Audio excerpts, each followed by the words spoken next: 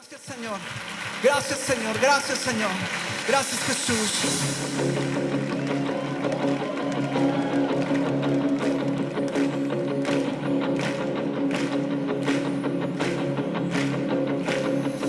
Levanto una aleluya en presencia de mi opresor. Levanto una aleluya sobre la incredulidad.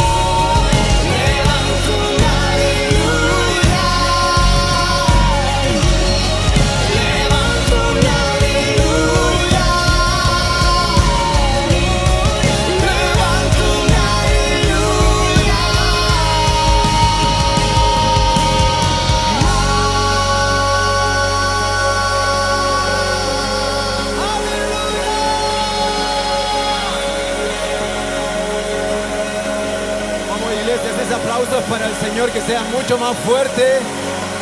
Alábalo con tus palmas, exalta el nombre de Cristo. Gracias, Señor. Sean todos bienvenidos a esta transmisión de nuestra reunión de día miércoles. Hoy día, miércoles 13 de enero, tenemos la bendición de poder llegar hasta la intimidad de su hogar. Muchas gracias por abrirnos la puerta, por abrir esta confianza y porque también anhelar y querer, lo que quieren también nuestros corazones es que lo que ocurre en el cielo, aquella adoración celestial también pueda ocurrir en nuestros hogares. Damos gracias al Señor por estos medios de gracias. Damos gracias al Señor por la vida de los chicos del coro que están aquí en mi espalda, el equipo de adoración, y también, por sobre todo, damos gracias al Señor por su palabra que hoy día el pastor Marcos la va a estar compartiendo. Recuerde también usted compartir este video, enviarlo a algún grupo de WhatsApp, compartirlo en su perfil de Facebook, para que así más puedan oír el mensaje de la palabra del Señor, el evangelio que salva. El único método efectivo es la predicación del evangelio. Lo único que cambia y transforma nuestros corazones es la exaltación del evangelio del bendito Hijo de Dios. Así que, ¿qué le parece si oramos a nuestro Señor para poder iniciar con su bendición esta reunión? Amado Padre, nos dirigimos ante tu presencia a través de Cristo nuestro Señor y siendo guiados por tu Santo Espíritu. Te damos gracias por este día, Señor, por este día miércoles, el cual lo hemos apartado. Ya no estamos viendo la serie que veíamos a esta hora o la teleserie o cualquier otra cosa, sino que muy atentos, Señor, hemos dejado los quehaceres de nuestro hogar para poder tener comunión contigo a través de este medio. Te damos la gloria.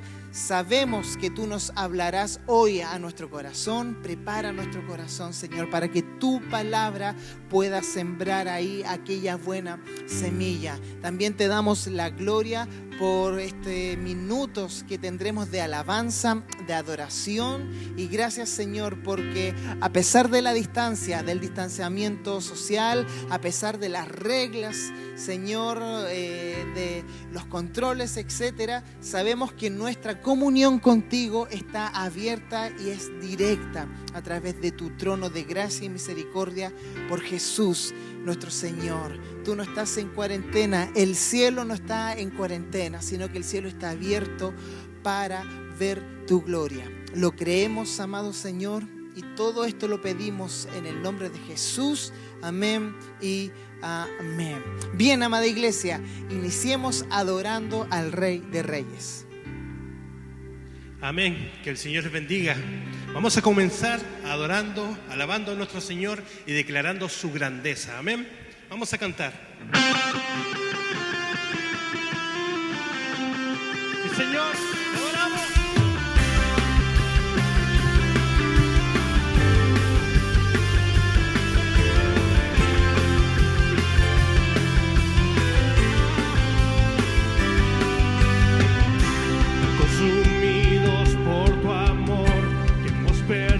El sentido de nuestro alrededor.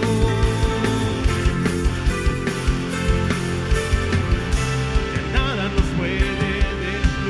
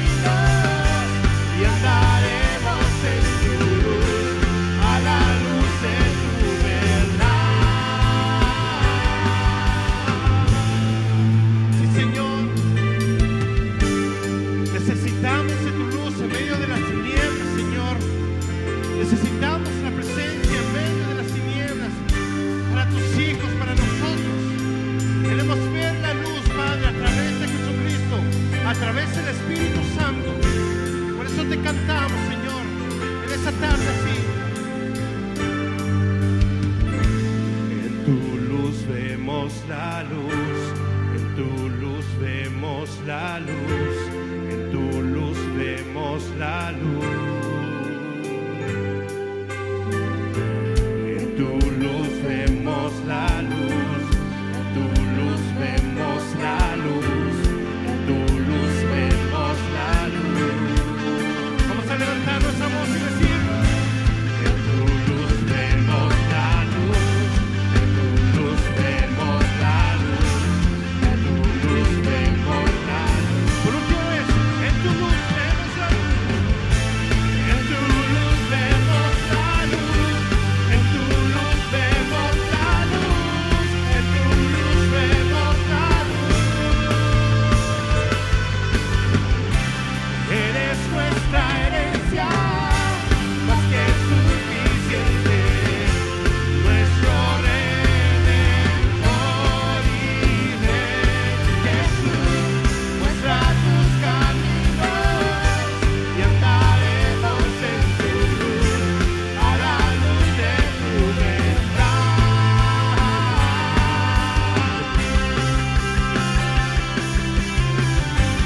Alabado sea tu nombre, Señor. A la luz de tu verdad queremos estar.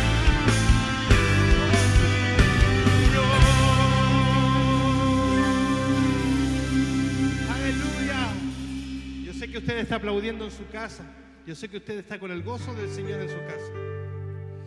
Y ese es el propósito de lo que hemos venido a hacer hoy. De que aunque estamos lejos, de que aunque estamos separados, estamos juntos en un espíritu.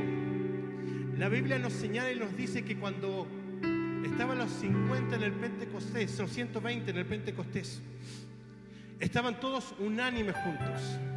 Pero a lo mejor no estaban todos juntitos literalmente, sino que la Biblia nos declara y nos dice que estaban en un espíritu, esperando la venida del Espíritu Santo. Usted y yo hoy esperamos la venida de nuestro Señor Jesucristo, esperamos la venida de nuestro Padre, y aunque estamos separados, estamos en un espíritu, todos juntos esperando la manifestación del Hijo de Dios. Y mientras la esperamos, yo le invito a que podamos adorar el nombre del Padre, podamos declarar y decirle: Señor, eres tan precioso, eres tan hermoso, porque sé que en usted y en mí ha fallado el Señor. Usted y yo podemos fallarle, y le fallamos todos los días, pero sabe, Él permanece fiel. Él es precioso para nosotros. Por eso te invito a que adoremos al Padre en esta hora.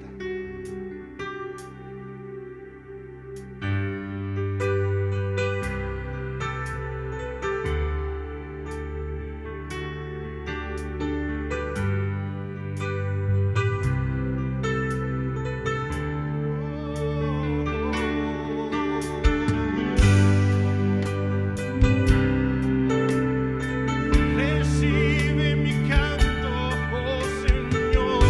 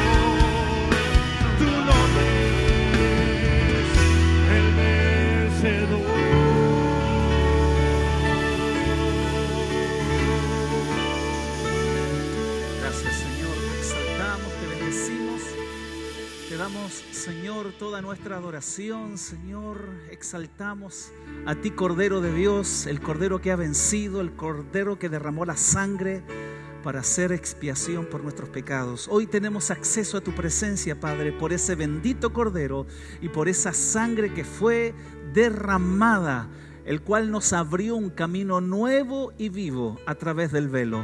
Gracias, Señor, por esta bendición de poder estar en esta reunión de día miércoles junto a todos nuestros hermanos quienes nos están viendo ahí desde sus casas, desde sus trabajos, desde el lugar donde ellos se encuentran. Te pido, Señor, que el Espíritu Santo venga a fortalecer y a bendecir la vida de todos nuestros hermanos y hermanas. Señor, aquel que está pasando un momento de debilidad, aquel que está pasando una crisis, Señor, en su vida espiritual, en su vida mental, pido que el Espíritu Santo venga a renovar sus fuerzas. Señor, que ellos sean fortalecidos y bendecidos. Levántalos, Señor, para la gloria de tu nombre, porque solo tú das fuerzas al cansado y multiplica las fuerzas al que no tiene ninguna.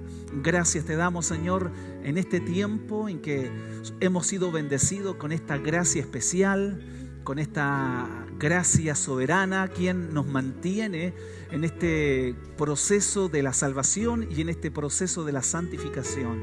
Señor, bendecimos a todos nuestros hermanos, Padre, a cada familia que nos están viendo en sus hogares, que su vida sea bendecida. Recibe toda la gloria porque solo a ti te pertenece, en el nombre de Jesús. Amén y amén.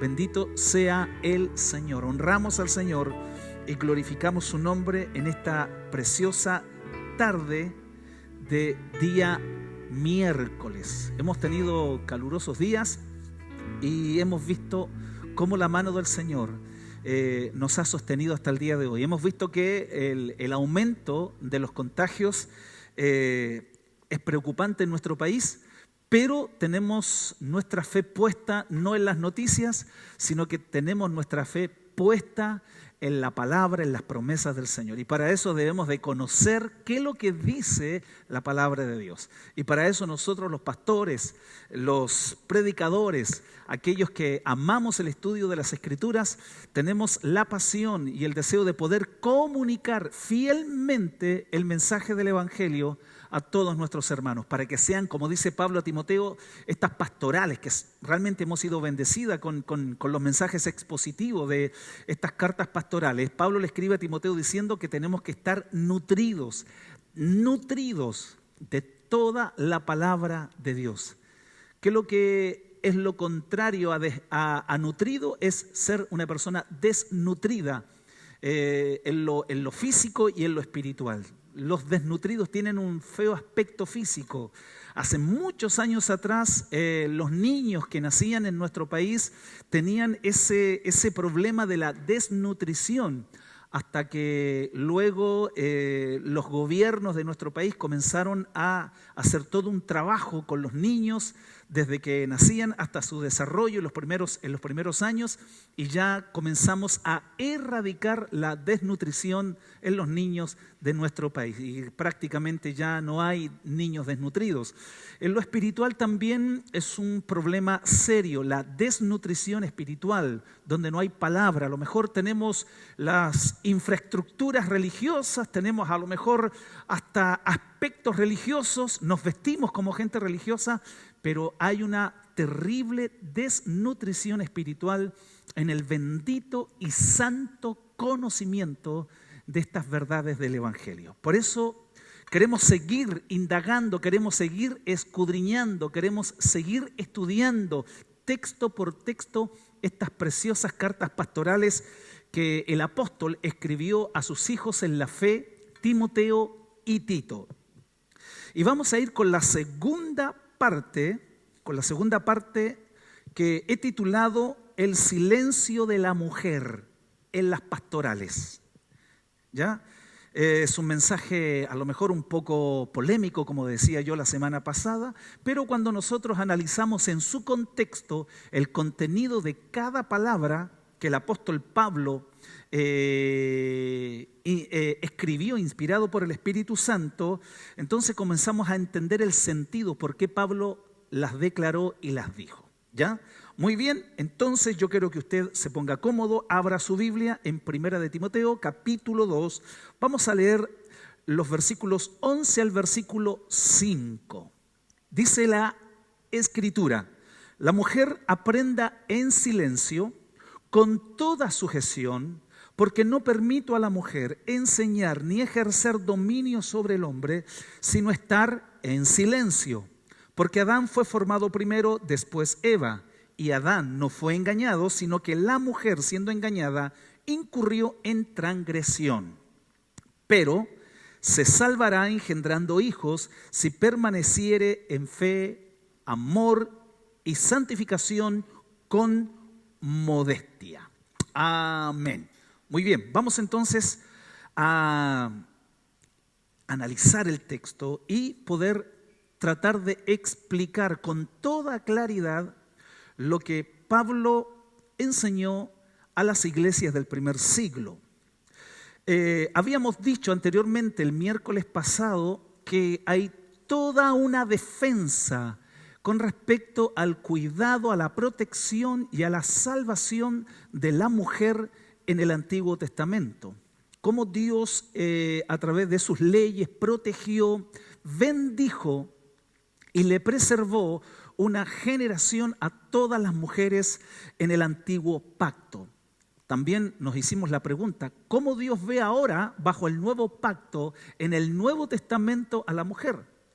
Y Dios no ha cambiado, Dios sigue siendo el mismo. Así como Dios cuidó en el Antiguo Testamento, protegió y estableció leyes para bendecir a la mujer, así también en el Nuevo Testamento vemos mujeres sirviendo a Cristo, mujeres siendo liberadas, siendo sanadas, siendo restauradas, y el apóstol Pablo en sus epístolas estableciendo la igualdad de condiciones con respecto a la salvación allá en el libro de Gálatas capítulo 3.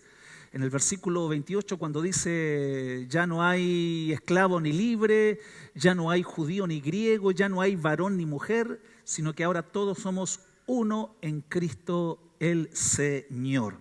Mostrando la igualdad de condiciones. Otra igualdad donde es claramente establecida lo que dice Pedro también, que todas las mujeres cristianas dice que son coherederas de la gracia de la vida. Increíble esta expresión de lo que lo que Pedro escribe en su epístola, que las mujeres son coherederas, o sea, así como el hombre es heredero, también la mujer también es heredera juntamente con Cristo, y somos coherederos de la gracia de la vida. Realmente es impresionante. Así como en el ámbito de la salvación existe una igualdad en nuestra relación espiritual con Dios, dentro de lo que Dios estableció en la iglesia local, Dios estableció, aunque hombres y mujeres son iguales, Dios estableció también un orden. Hay ciertos papeles, hay ciertas funciones que el hombre tiene que cumplir dentro de la iglesia local, como también las mujeres tienen ciertas funciones y papeles que tienen que cumplir en la obra del Señor, como también dentro del matrimonio. Y cuando comenzamos a darnos cuenta que Dios es un Dios de orden y Dios comienza a establecer en cierto aspecto como un orden, una jerarquía dentro de la obra del Señor, es para que la gracia del Señor comience a enriquecer y fortalecer los dones, los ministerios y los talentos que Dios ha puesto tanto como sobre los hombres como también sobre las mujeres. Muy bien, después de esta pequeña introducción del miércoles pasado, vamos a analizar entonces qué quiso decir Pablo cuando Pablo dice la mujer aprenda en silencio con toda sujeción. Ahora Pablo aborda el tema del problema de la insubordinación de algunas mujeres en la iglesia de Éfeso. Aquí Pablo comienza a escribir y con un tono un poquito más inquisidor, Pablo comienza a establecer ciertos límites a ciertas mujeres que en realidad no se estaban portando dentro del orden que Dios había establecido en la iglesia local. Pablo presupone que las mujeres participaban de lo que él escribe acá, de la adoración pública, y su instrucción se dirige también a ellas, porque ellas también participaban de las reuniones públicas dentro de la iglesia. El apóstol no está prohibiendo, y esto hay que dejarlo bien claro, el apóstol no está prohibiendo que las mujeres dejen de enseñar o que prácticamente las mujeres queden relegadas a una esquina de la iglesia y guardando un total silencio. Ni siquiera canten, ni siquiera levanten las manos. No. Pablo no está hablando de ese tipo de silencio o que las mujeres no enseñen a nadie, porque la Escritura, el mismo apóstol en la segunda pastoral, escribiéndole a Tito, en el capítulo 2, en el versículo 3 al 5, dice: las ancianas, hablando de las mujeres, las ancianas, dice, que enseñen a las jóvenes. O sea, en ningún momento Pablo está prohibiendo a la mujer que no debe de ejercer una enseñanza, sino que dice la Escritura que las mujeres, las ancianas, enseñen a las mujeres jóvenes a amar a sus maridos y a sus hijos, a ser prudentes, castas, cuidadosas de su casa, buenas, sujetas a sus maridos, para que la palabra de Dios no sea blasfemada. También habíamos dicho el miércoles pasado que encontramos en los Hechos, que es una carta lucana escrita por el evangelista Lucas, dice que en el capítulo 18 encontramos a uno de los 7 diáconos, que es Felipe, el evangelista, y dice la Escritura que Felipe en su casa tenía 4 hijas que profetizaban. Y este término profetizar, no solamente como lo enseñamos el miércoles pasado, no es simplemente vaticinar el futuro, sino que también el término profetizar es soltar, es declarar la palabra de Dios, exponer el mensaje de Dios a las personas. Es así que en ese contexto también la iglesia de los Corintios había mujeres que dirigían las oraciones y que también profetizaban. Esto lo podemos encontrar en 1 Corintios capítulo 11, versículo 5 en adelante. Al parecer Pablo, aquí donde debemos de contextualizar lo que Pablo está diciendo en estos versículos, al parecer, y muchos comentaristas apuntan a ese contexto, que al parecer Pablo se estaba refiriendo a algunas mujeres que estaban siendo influenciadas por los falsos maestros y que les estaban causando serios problemas de orden al apóstol Pablo. Estas ciertas mujeres.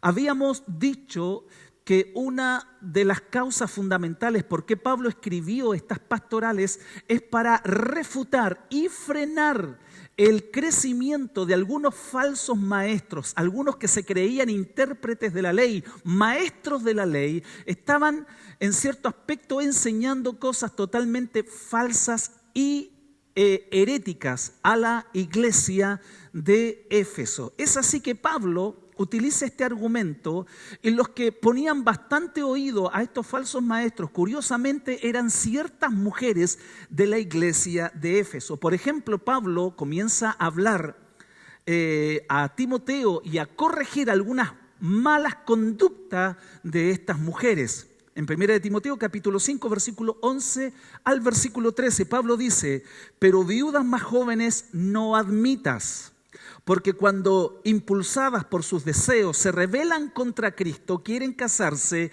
incurriendo así en condenación por haber quebrantado su primera fe. Y también aprenden a ser ociosas, andando de casa en casa, y no solamente ociosas, sino que también chismosas, dice Pablo, y entremetidas, hablando lo que no debieran o hablando lo que no entienden. Incluso el versículo 15, luego Pablo dice: y es que algunas ya se han descarriado para seguir a Satanás. Y aquí Pablo se está refiriendo a ciertas mujeres que no eran muy castas, no eran muy prudentes. Incluso Pablo tiene que corregir también ciertos aspectos físicos en el vestir de ciertas mujeres, que los peinados y los atuendos no tenían que llamar la atención cuando ellas se reunían en ciertos cultos públicos. Ellas no tenían que llamar la atención por ciertos aspectos físicos, sino que entendemos que Cristo y el Evangelio tiene que ser nuestra atención principal dentro de una reunión pública. Bueno, Pablo tiene que corregir y tiene que establecer ciertos parámetros de conducta a estas mujeres. Son estas mujeres precisamente que no se sujetaban a las enseñanzas apostólicas de Pablo, es lo que Pablo comienza a corregir a este tipo de mujeres. Es probable que este era el contexto en que el apóstol Pablo tuvo que corregir ciertas anomalías de estas mujeres. Algunas mujeres se oponían, incluso mujeres discutían doctrina, ¿ya? Me imagino yo, alentadas por los falsos maestros, estas mujeres se ponían a discutir doctrina con cierto tipo de hermanos dentro de la iglesia y no queriendo ser enseñadas, no querían recibir las enseñanzas, imponiéndose sobre el propio marido, tratando incluso de gobernar la libertad de sus propios maridos. Es así.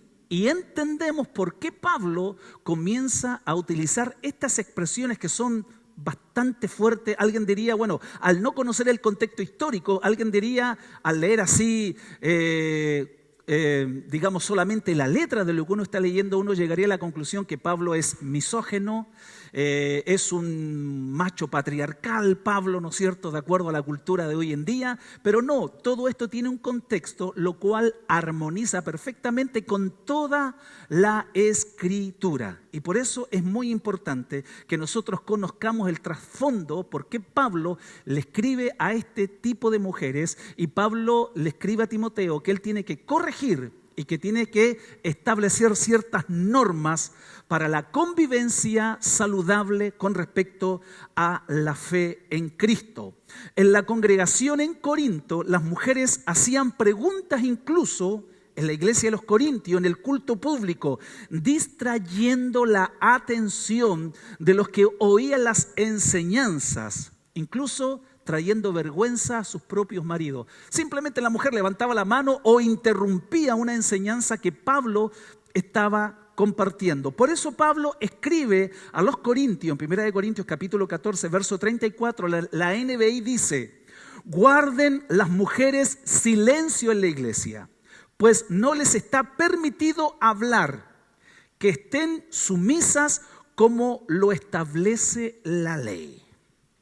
De la misma manera, no solamente se podría aplicar esta enseñanza a las mujeres que interrumpen algún tipo de predicación, sino que también a los hombres que tienen las mismas actitudes desubicadas dentro de una iglesia. Si hay un hombre interrumpiendo la predicación, obviamente Pablo les diría lo mismo, que tienen que guardar silencio y que tienen que tener un espíritu sosegado.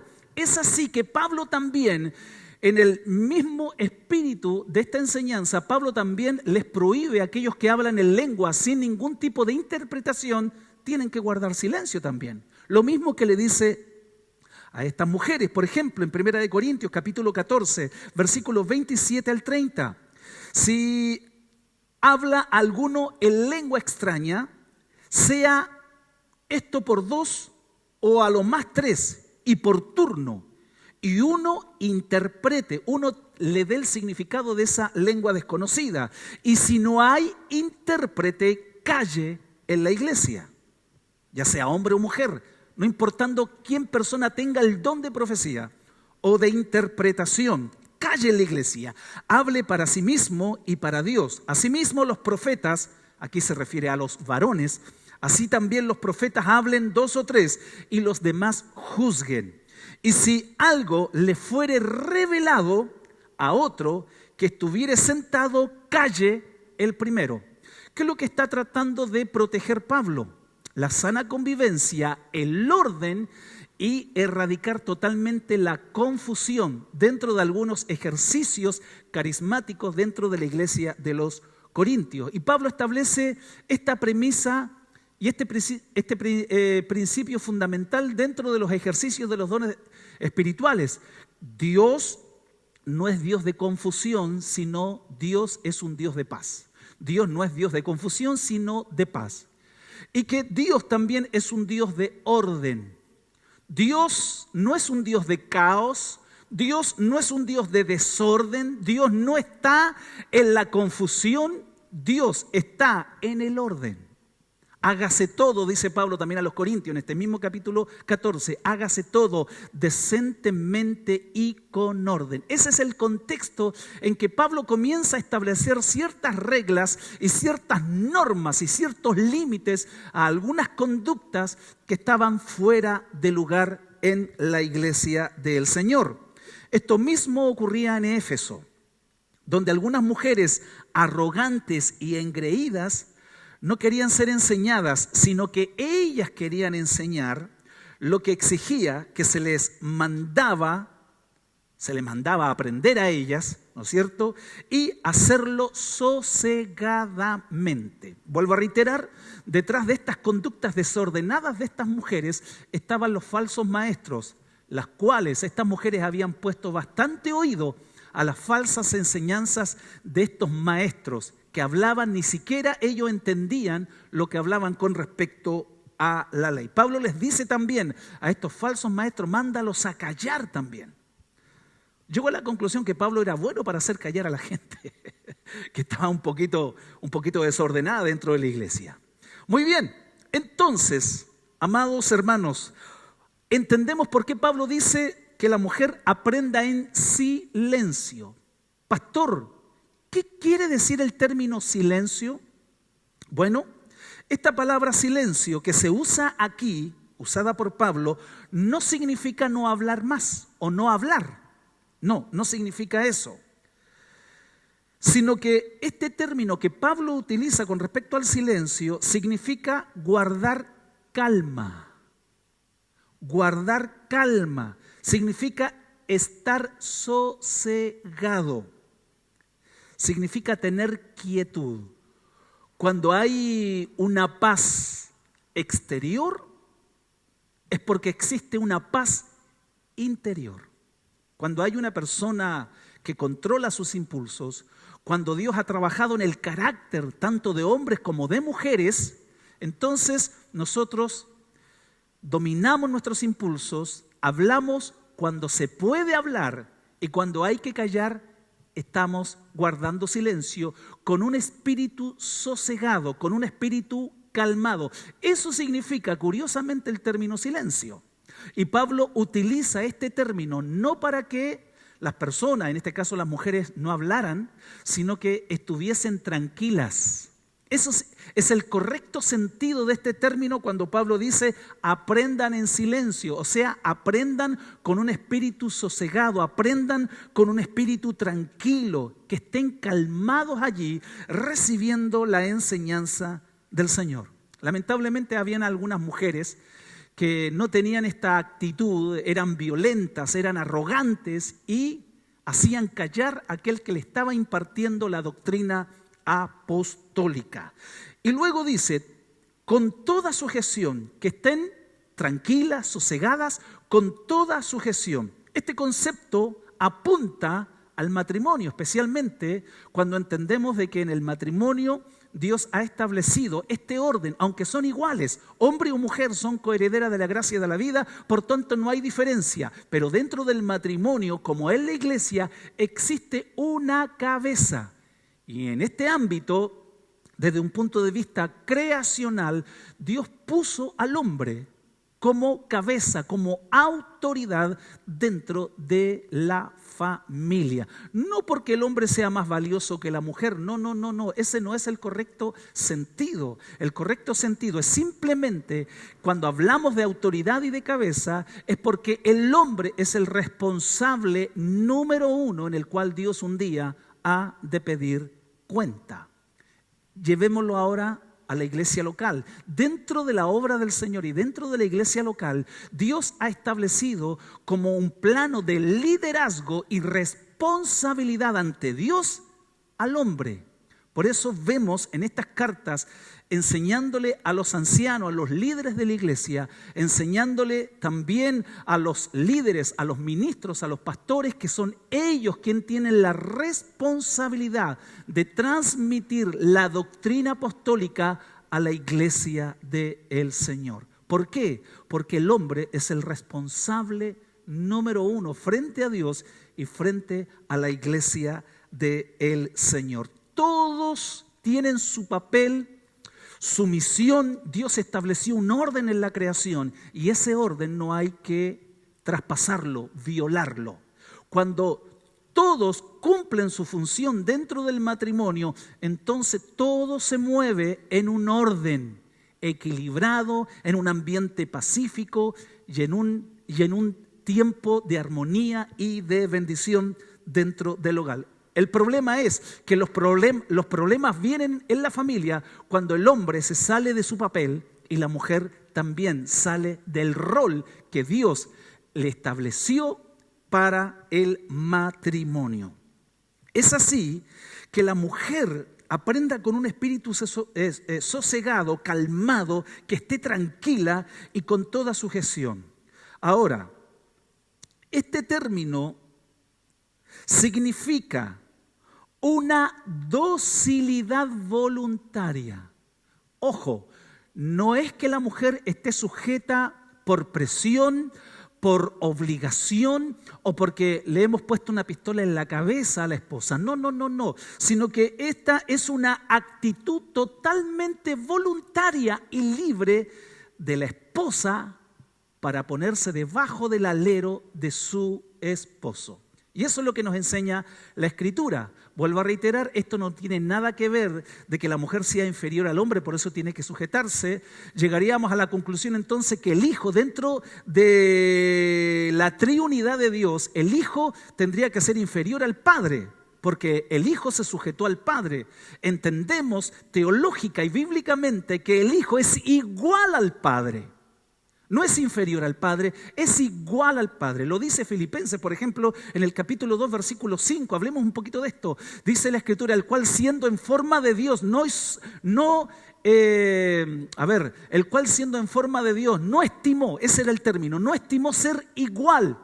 Diga conmigo, igual a Dios, como cosa que aferrarse, sino que el Hijo se despojó tomando forma de siervo, hecho semejante a los hombres, y estando en la condición del hombre se humilló hasta la muerte y muerte de cruz. No significa que el Hijo era inferior, porque Él se sujetó, obedeció, se sometió voluntariamente a su Padre. Vuelvo a reiterar, eso no significa que el Hijo sea inferior al Padre. Así también la mujer. Dios establece dentro del diseño original para la familia que la mujer se sujete a su marido.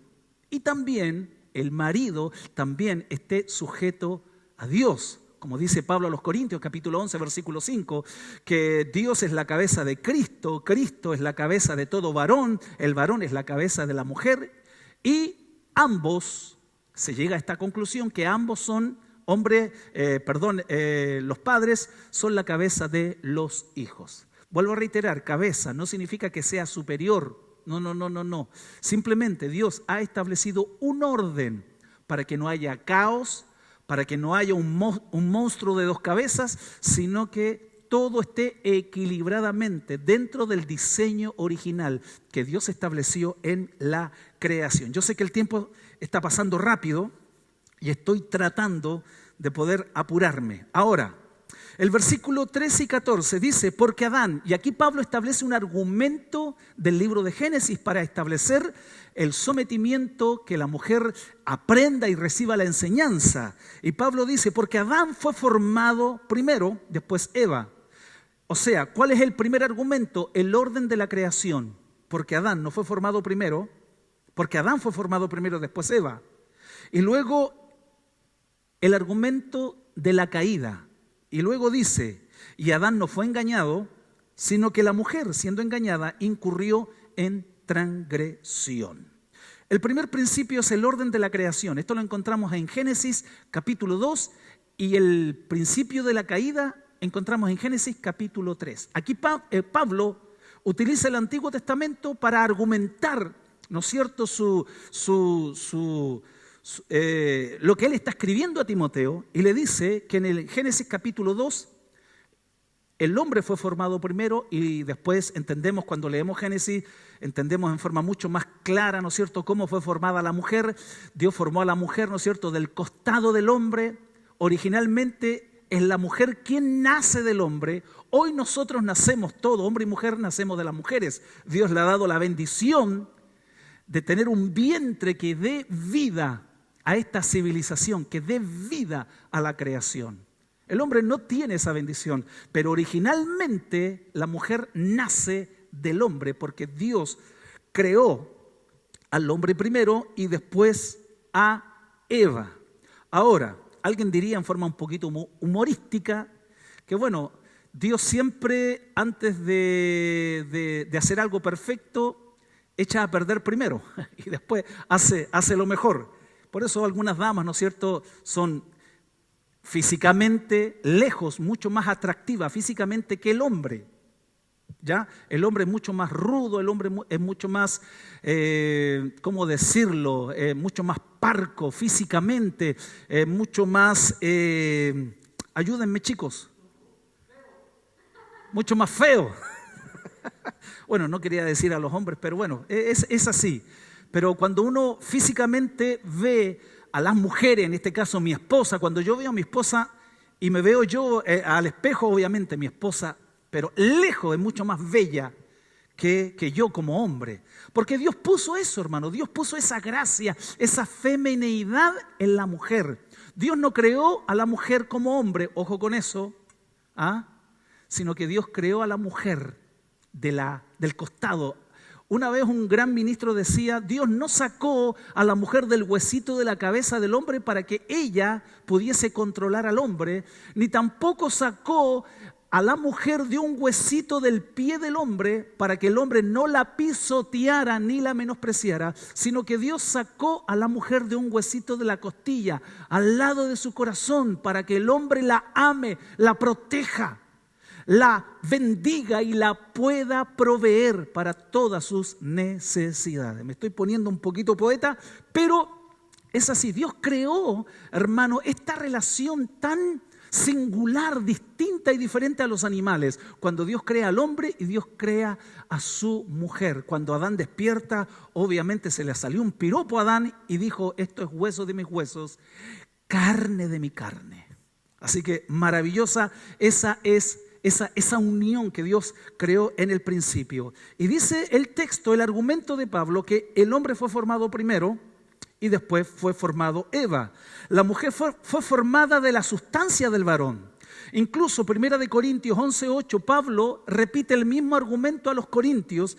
En la NBI dice, de hecho, dice Pablo, el hombre no procede de la mujer, sino la mujer del hombre. La NBI. Indicándonos que desde sus orígenes mismos, su constitución se aprecia ya a una mujer dependiente físicamente del varón, dependiendo del varón. El hombre es el que la protege, la cuida, la sustenta, la mantiene hermosa. Y el segundo argumento es el argumento de la caída. Del capítulo 2 de Génesis, Pablo pasa al capítulo 3 de Génesis, donde muestra las consecuencias nefastas de invertir los papeles y los roles del hombre y la mujer. Satanás va a la mujer y tienta a la mujer y despierta en ella la curiosidad y el deseo de conocer más de lo que Dios le ha dicho. Incluso Satanás le dice, mira, si comes de este fruto, te vas a despertar y vas a conocer el bien y el mal. Y serán semejantes a Dios, lo van a conocer todo, apuntando al ego, alimentando el ego, alimentando también la curiosidad y el vivir una vida totalmente independiente de las normas de Dios. En la caída, en cuanto a responsabilidad, la caída hace mayor responsable al hombre, no a la mujer, curiosamente. Por eso cuando leemos los escritos de Pablo, apunta a que Adán cayó, que el hombre, Adán desde el principio cayó en pecado. A través de la raza de Adán y su caída, trajo, ¿no es cierto?, las consecuencias del pecado a toda la raza humana. Pero entendemos claramente que la que cayó primero en pecado fue la mujer. Ahora, Adán cayó en pecado, pero voluntariamente aceptando el engaño de su mujer. Por amor, Adán cayó juntamente con su mujer. La mujer fue el medio en que Satanás utilizó para poder llegar al hombre. Por eso es muy importante que nunca, por favor, confundamos los roles y los papeles que Dios estableció, tanto al hombre como a su mujer. Mientras permanezcamos en los roles que Dios estableció en el orden de la creación y en el matrimonio, todo lo demás marchará en forma armónica y de bendición. ¿Qué pasa hoy en día? ¿Por qué hay tantas separaciones? ¿Por qué hay tantos divorcios? Porque se confunden los papeles. La mujer comienza a golpear la mesa, la mujer también quiere dominar, quiere controlar, la mujer también quiere exigir. Y no hay problema si la mujer pide algo o exige algo. El varón tiene que proveerle, pero es el hombre la autoridad y la cabeza que Dios estableció en el matrimonio y en la familia. El hombre tiene que amarla, tiene que proteger a su mujer, tiene que bendecir a su mujer y tiene que mantenerla lo más hermosa posible. Pablo nos dice que Adán no fue engañado, sino que la mujer traspasó los límites de los mandamientos de Dios. Adán voluntariamente aceptó el engaño de Satanás, aceptando la transgresión de su mujer. El término transgredir significa pasar los límites, y la mujer pasó los límites del diseño que Dios estableció en la primera pareja humana. Y el versículo 15, con esto termino. Este es el versículo más difícil para todo estudiante, teólogo y comentarista bíblico. El versículo 15, donde dice: pero se salvará engendrando hijos si permaneciera en fe, amor, santificación con modestia. Pablo, en forma incansable, ha enseñado que la salvación no es por obras, sino que la salvación es por gracia. Siempre lo ha escrito y ha establecido esa verdad fundamental del Evangelio, que la salvación no es por obra, es por gracia. Pero aquí Pablo, curiosamente, como que se contradice, aparentemente, porque en realidad no hay contradicciones en las Escrituras, pero Pablo aquí como que apunta que la salvación de la mujer está relacionada con ser madre. ¿Será así? ¿Y qué pasa con aquellas damas que son estériles y no pueden tener hijos? Entonces debemos de entender qué quiso decir Pablo con esto. Y en forma muy rápida quiero explicar esto, porque han habido más o menos como 6 opiniones. Y siempre a mí me gusta analizar, estudiar y quedarme con la más escritural y la más bíblica. Y yo creo que el correcto sentido, ya que Pablo está argumentando de Adán y Eva, ya que Pablo está hablando de Génesis capítulo 2 con respecto al principio de la creación del hombre, y luego en el capítulo 3 con respecto a la caída de la primera pareja, Pablo sigue con Eva. Pablo sigue en Génesis 3, pero ahora apunta al versículo 15, cuando Dios le dice a la mujer, a Eva: pondré enemistad entre tu simiente y la simiente suya. Esta te herirá en la cabeza y tú le herirás en el calcañar, en el talón. Vas a herir el talón. O sea, la serpiente herirá tu talón, pero habrá un hijo de tu descendencia, una simiente que nacerá de ti, que le aplastará la cabeza a la serpiente. Y esto está hablando de Adán, la madre de todos los vivientes, apuntando que así como ella en cierto aspecto junto con Adán trajo la miseria, el pecado y la rebelión a la raza humana, también a través de una mujer Dios nos traería el Mesías. Es así que en Gálatas capítulo 4 versículo 4 dice: pero cuando vino el cumplimiento del tiempo, Dios envió a su Hijo, nacido de mujer y nacido bajo la ley. Bendito sea el Señor, que a través de una mujer también nos llegó la salvación. A través de María, el ejemplo que nos muestra María, la Virgen María en este aspecto, nos trajo la salvación y nos trajo al bendito Hijo de Dios. Ese es el correcto sentido, o si no caeríamos en este mal enfoque que al final la mujer, de la única manera en que se puede salvar es teniendo hijos, y eso da una muy mala interpretación a los escritos de Pablo. Las condiciones de permanecer en fe, amor, santificación y modestia no se trata de buenas obras, sino de cualidades que distinguen a una verdadera mujer de Dios. Es el efecto que produce la salvación que nos trajo el Hijo a través de una mujer. Yo quiero orar, hermanos. Yo quiero dar gracias al Señor porque Él ha sido fiel y hasta el día de hoy sus misericordias han permanecido para siempre. Cuando nosotros estudiamos y analizamos las Escrituras, entonces todo encaja, todo armoniza, todo es perfecto.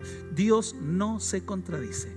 Oremos al Señor y demos gracias a Dios por esta bendita enseñanza. Padre, qué bueno es estar en tu presencia, qué bueno es leer las Escrituras, qué bueno es escudriñar, estudiar, analizar el texto, Señor, profundizar el significado y llegar, Señor, a una perfecta armonía en todos los evangelios y en todas las epístolas.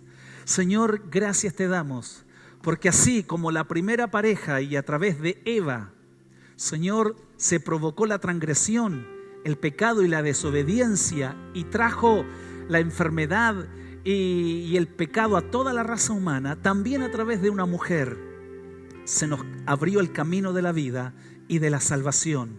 Gracias, Señor, porque sé que tú eres fiel. Gracias, Padre, porque sé que tú has prometido la simiente de la mujer, la cual en la cruz le aplastó definitivamente la cabeza a la serpiente. Gracias por esa victoria.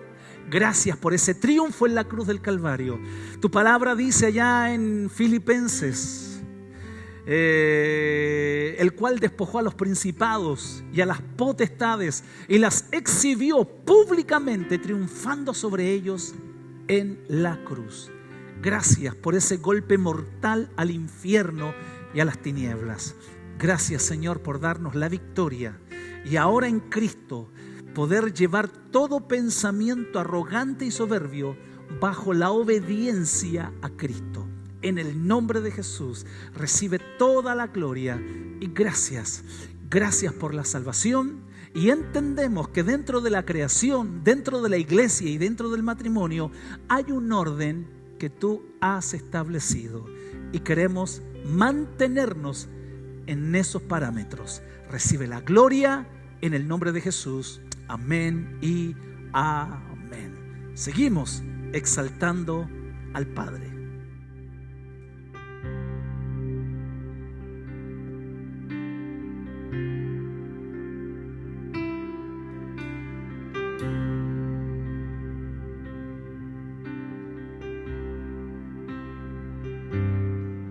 El esplendor de un rey, vestido en majestad, la tierra alegre está, la tierra alegre está, cubierto está de luz, venció la oscuridad y tiembla a su voz, y tiembla a su voz. Cuán grande es Dios, cántale cuán grande es Dios, y todos lo verán. Cuán grande es Dios.